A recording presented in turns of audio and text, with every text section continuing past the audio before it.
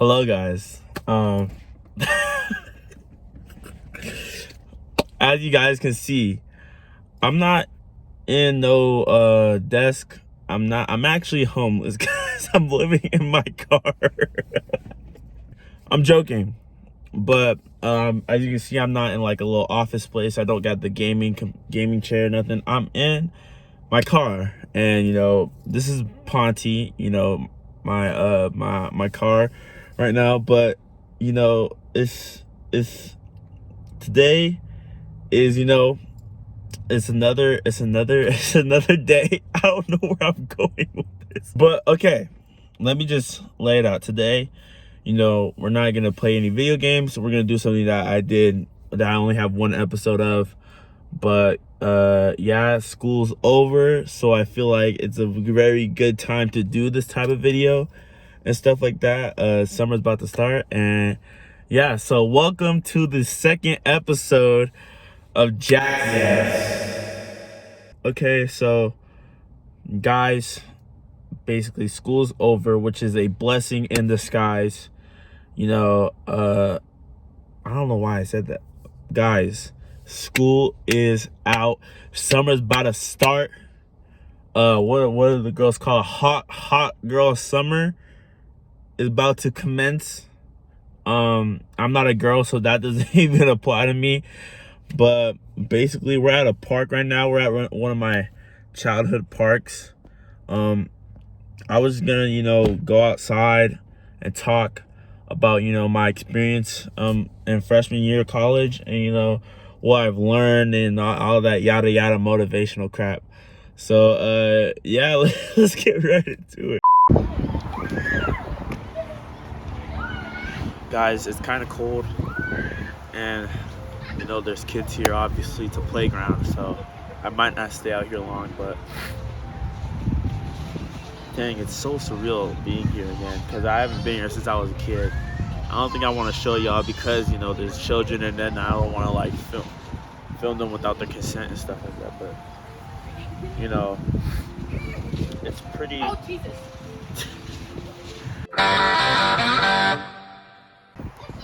So to start off, I feel like it's good to talk about, you know, what college I go to. The college I attend, you know, it's Morehouse College. It's in Atlanta, Georgia, and stuff. It's a really good college. I enjoy it. This is probably a little too close. Sorry about that. But I'm sorry. I'm just kind of blanking out. Like, it's just so, like, look at this. Like, it's just so pretty. You know? Like, look at that. That's like a serene, like, that's just so like calm, you know. And I can't believe I haven't been here in forever and stuff. But moving on to what I wanted to actually talk about, you know, college, you know, my first year, to be honest, I enjoyed it a lot. Probably there are some things I could have done better, but you know, it is what it is, and we just gotta move on and live on with it. I did pass, so that's the best thing about about moving on. But you know, it's so what I enjoyed about college was probably, you know, the different environment, being out there in a different place, you know, two completely different spaces. You really figure out who you are when you're at your most uncomfortable and stuff like that. But I feel like I need to talk about more grounded stuff, so I'm gonna talk about, you know, the whole year. So first semester was, you know, probably, I don't want to say, it was probably just like hard in the part where, you know, I need to acclimate to the new environment and stuff like that. But it was actually like I need to get used to the environment, because California and Atlanta might be the same in some occasions. I don't see how they're the same, but in my eyes, they're two completely different places.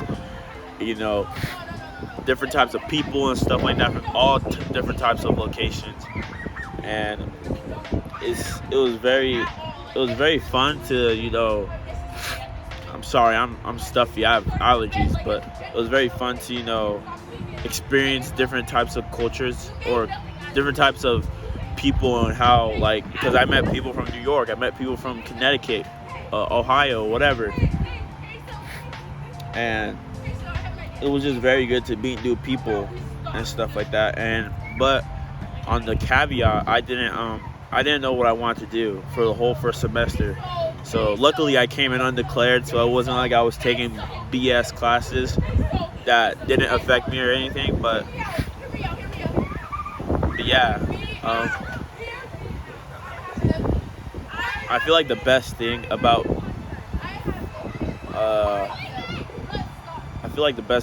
first semester was just getting used to everything, and, you know, finding your rhythm and how you move and how you and what you do and stuff like that, and, you know, and growing first of all. But oh my gosh, it's getting cold. Yep, we about to switch locations.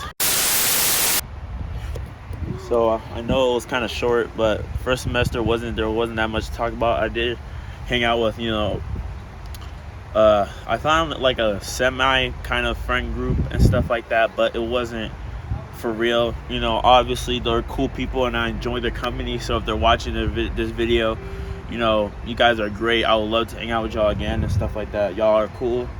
But, you know,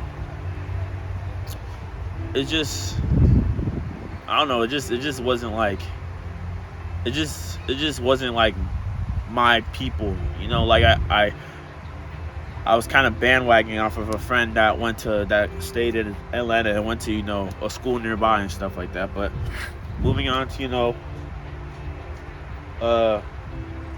second semester was probably my strongest semester for me, except in mathematics.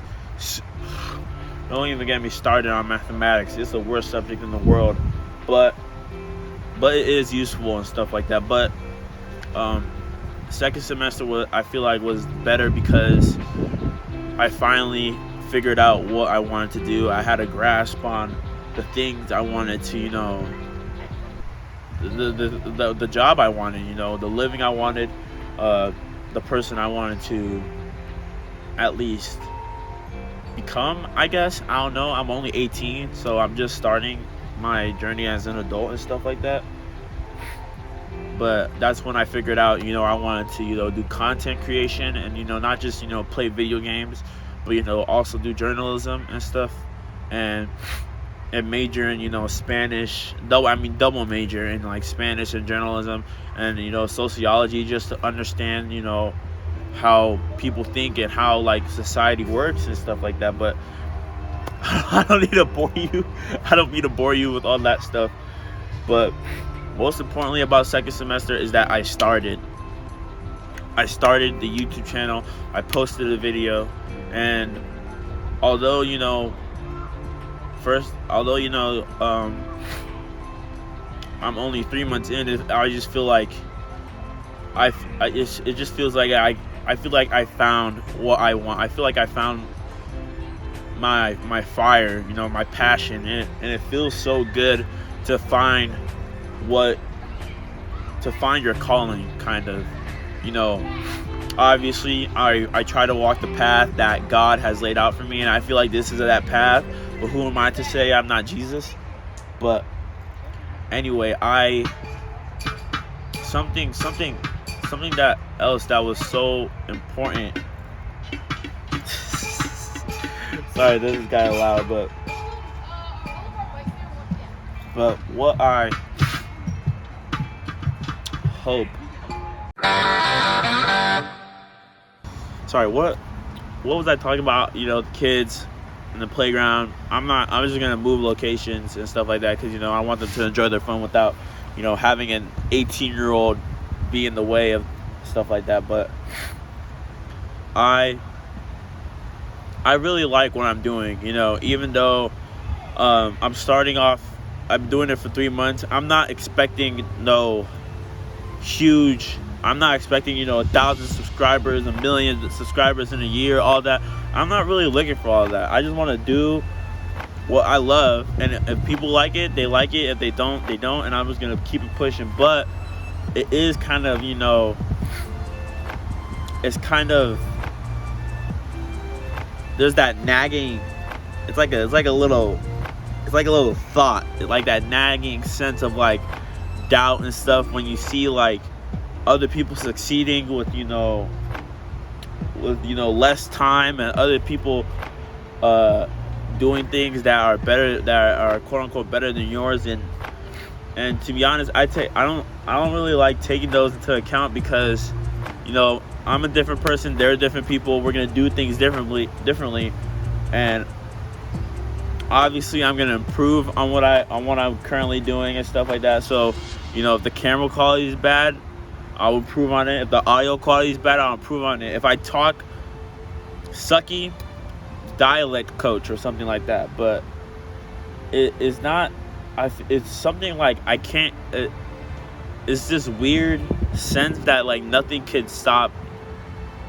put me down where I will give up on this, like all the doubt. If anybody doubts me, if anybody hates me, that will only give me like fuel for fire and stuff like that. And that's why I love it. I think that's what I needed to really push through during second semester, and I'm happy to say that I found it. But moving from how that felt, I feel like I really want to talk about the social aspect of of my first year in college. And let me tell you something, guys, people, ladies and gentlemen, I know it looks like Jackson's a player, he's a playboy, extrovert. Guys, I never realized how much of a homebody I was until I got to college. I was either three places. I was inside the caf or at the library. At the library. Like, we outside? No, we inside, bro. We inside, reading books, watching Daredevil, and doing some other stuff. But we not outside. I went to a few parties, Ooh, voice crack. Some got shot up. Most of them got shut down. I had to run away from one. That's a story for I don't know what time, but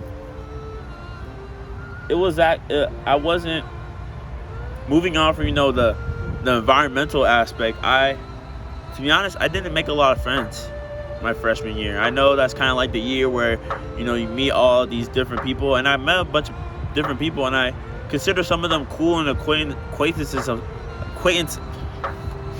I consider them acquaintances, but I don't think I really found a friend. Maybe because my definition of friend has just been so like twisted up over the years. Like, I don't like in high school or whatever, but like it's been so like disorienting, my definition of a friend and stuff like that. Like, I feel like it's hard for me to I think it's kind of hard for me to make friends and stuff like that. Not that I'm not a charismatic, fun, handsome looking guy, but it's just like I feel like I have very high walls and stuff, and some people have jumped over those walls, and and those people are like my my brothers and forever, and my gang and stuff like that. But I feel like I need to actually step outside my comfort circle when it comes to making friends and stuff, and just bite the bullet. Like I said, a friend of mine, like she invited me into this little friend group of stuff, and they were cool and whatever, and then I just kind of pushed myself off that, because I wanted to do my own thing and stuff. And I wanted to, figure out what I was going to do while they were out, doing their own thing, partying, stuff like that. I'm not going to get too deep into that because it's not my business. But I feel like that was kind of, I don't know, I don't want to say self-defense mechanism, because I haven't gotten hurt maybe, I don't know, I can't tell, but I feel like it was just a way for me to like be by myself and stuff. But I want to really touch on this one thing. When in college, I feel like this is for me especially. I found the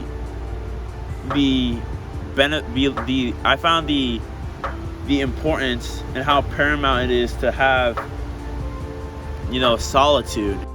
I found myself, you know, really divesting myself and really putting time into solitude, right? And, you know, being by myself, you know, figuring out who I am, you know, figuring out the people I want around me, you know, who will be my little, you know what I'm saying? But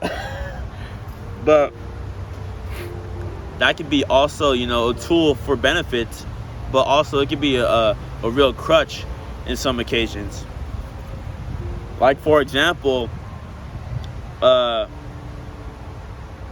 instead of, you know, going out, hang out with your friends, you would rather, you know, sit down there, like watch Daredevil or make a video. And that's why I found myself making most of my decisions like, oh, I'll just make a video in my spare time.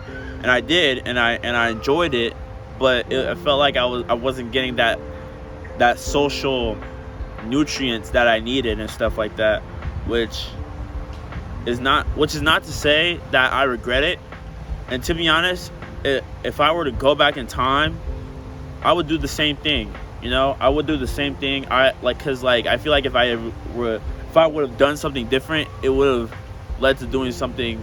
You know, it would have led for me to reaching a different outcome, at least currently, and stuff like that. But you know, I feel like it is really important to be alone, to be by yourself, not like in the depressing sense, but in like the calming sense.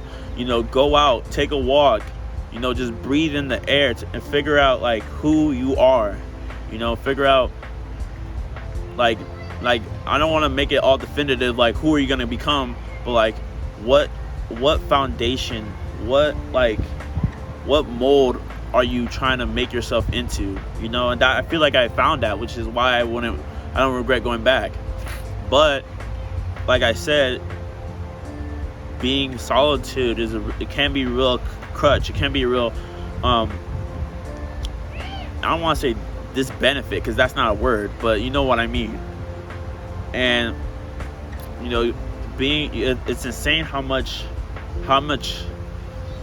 a human brain can think when you're by yourself. And some of those thoughts are good, and some of those thoughts are bad, which I want to, you know, I want to shout out my mother and, you know, my brother.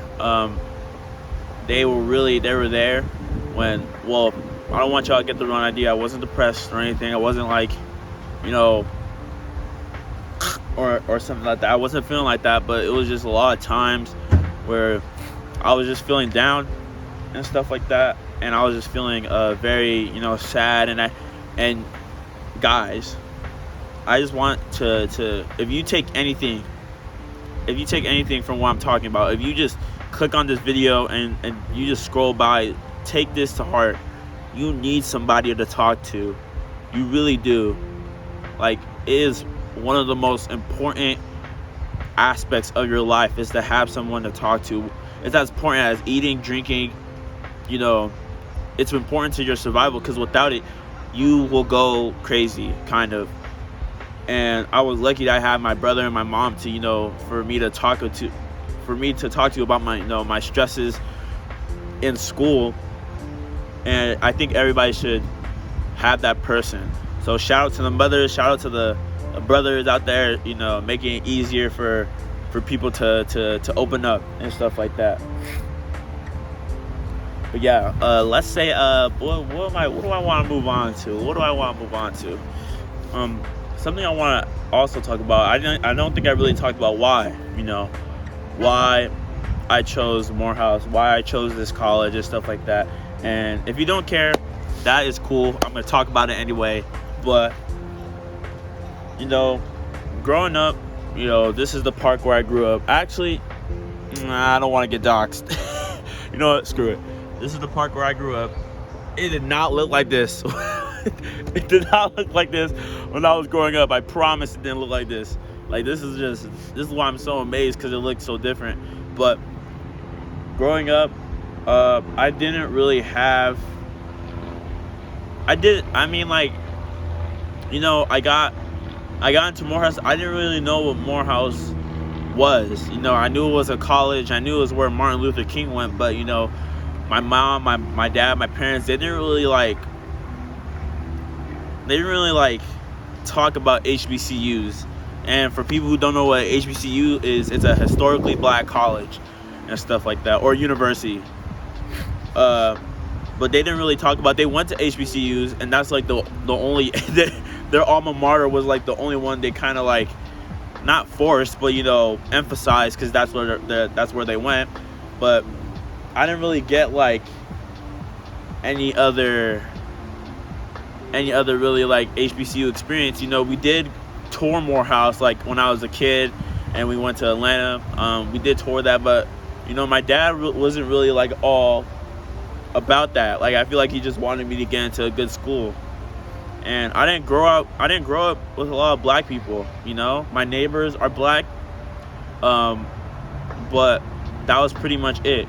Also, my middle school, I went to a public middle school. I can count on my fingers how many black people they are, and 2 of them are me and my sister. So we grew up with a lot of we didn't grow up with a lot of black people, especially in middle school. Like, you know, that's where I learned Spanish. And, you know, there are a bunch of Hispanics, you know, they're very harsh when it came to, you know, being black and stuff like that, you know. And I'm sure, you know, they're kids now and stuff like that, and they're jokes, but I don't think that's, you know, because they get raised like that, you know what I'm saying, and stuff like that. But, and even in high school, like, there was a handful of us that, you know, that there was enough for us to start our own little club. But even then, black people after school weren't even messing with the club, you know what I'm saying? And if all the other races want to jump us, we will be outnumbered for sure. If each individual race wanted to jump us, we will be outnumbered. But, you know, so I didn't really grow up with that black culture. I mean, I knew like black culture, but I didn't really grow up with it. I was whitewashed. You know, I don't like using whitewash because it feels a little, you know, it leaves a bad taste in my mouth. But I wasn't, you know, yeah. But, and what made me realize this really was like a friend, you know, a good friend of mine. His name is, I don't know if I want to say that, but he was from Cleveland. He was from Cleveland, Ohio. So he grew up, you know, around black people, around, you know, black friends, black stuff like that. And he told me, he was like, I wasn't really in tune with my blackness. And at first, you know, I was upset because I was like, how you gonna tell me who I'm in tune with? Like, how you gonna tell me? Like, the only person that knows me better than me is God and stuff like that. But I actually sat down and thought about it. I was like, dang, like, I didn't really go to like I didn't really have a black education. You know, I didn't grow up with, you know, I didn't grow up around black people. I didn't really experience like cool black culture, like graffiti and all that stuff. But I digress. You know, I thought about it and I was like, dang, like he's for real. Like that, like he's right. And, you know, so when I got first off, I don't want to say I was nonchalant about it, because like I said before, I wasn't really like rah for Morehouse and stuff. But, you know, when I got in and when I, you know, did my research and I was like, oh, this is an HBCU, you know, now it's one of the top 5. I'm not gonna brag, but it's I was like, I have to go here, because not only were all my friends going to one college, and, you know, I didn't want to go to one college, you know, conform to how I acted in high school, but I wanted to, you know, go out of my comfort zone, and I wanted to, you know, go out and you know, experience new things and stuff like that. But yeah, so when I got accepted, I was like, I want to go. And then all of a sudden, my dad and my mom were like, rah, Morehouse. Like, not to diss my mom and dad, not to diss the family and stuff like that, but now it's all of a sudden, rah, Morehouse and stuff, which is like, which is good. And not to say, I felt a level of pride that I haven't really seen before, especially in my father. Like not to say he was never proud of me and stuff like that, but the level of pride, like, it felt like it shot up when I got into Morehouse and stuff like that, when he wasn't really like a HBCU fanatic and stuff like that. But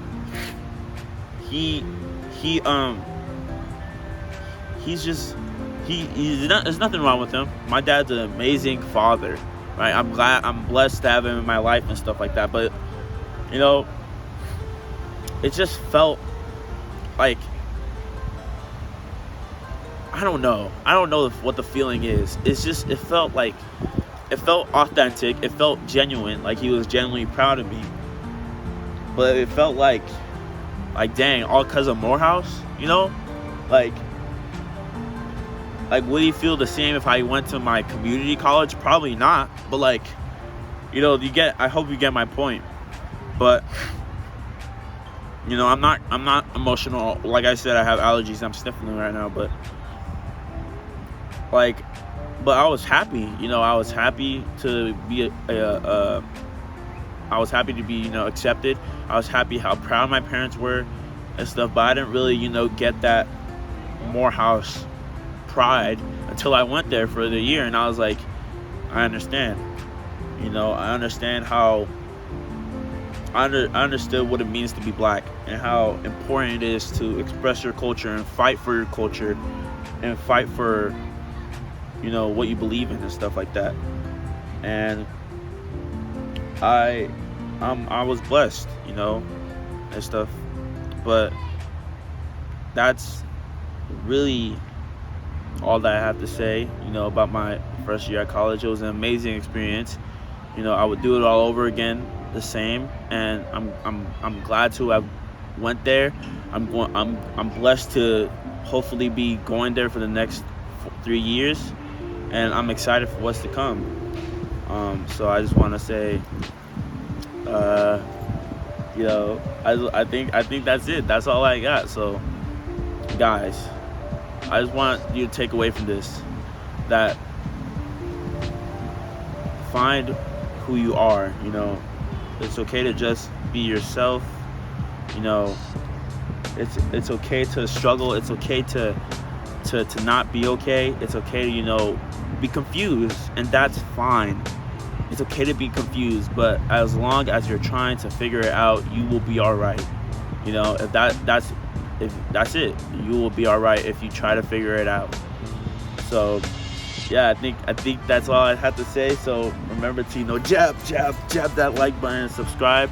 Like I said, just be yourself. Please, just be kind and go with God. I love y'all. Deuces.